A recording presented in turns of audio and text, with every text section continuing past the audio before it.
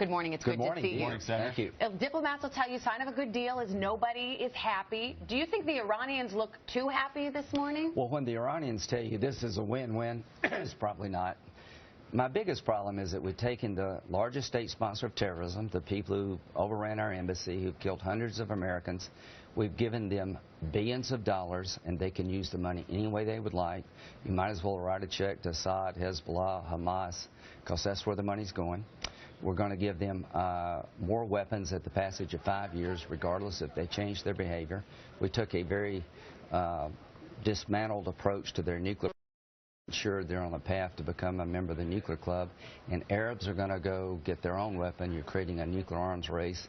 You're infusing the largest state sponsor of terrorism with more money and more weapons. Not a good deal. Secretary Kerry, a longtime colleague of yours in the United States Senate, said yesterday opponents of this deal have proposed no viable alternative. You've said we should have kept the interim deal and wait for the next president.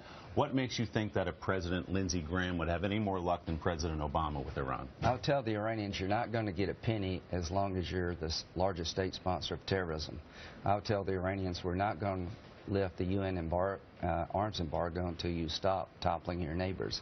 I would make sure that you would never leave inspections, take inspections away as long as they were the largest state sponsor of terrorism. Secretary Kerry says that sounds good. That's a good soundbite, but ultimately it's fantasy. You look at someone like Ronald Reagan, did a nuclear deal with the Soviets, didn't require them to renounce communism. You know what's a fantasy is to believe that the Ayatollah was building a power plant, not a bomb. A fantasy is to believe that this deal will not lead to a nuclear arms race in the Mideast. A fantasy is to believe that when they chant death to Israel, they're just kidding.